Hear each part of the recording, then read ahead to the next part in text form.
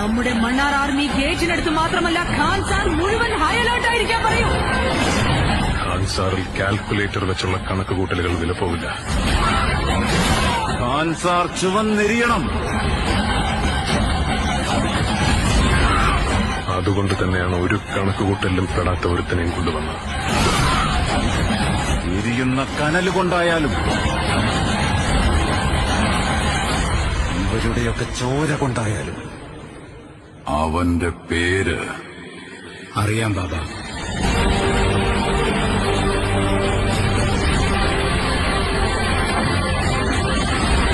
Khan sir ഒരുപാട് പേരുടെ കഥ മാറ്റിയിട്ടുണ്ട്.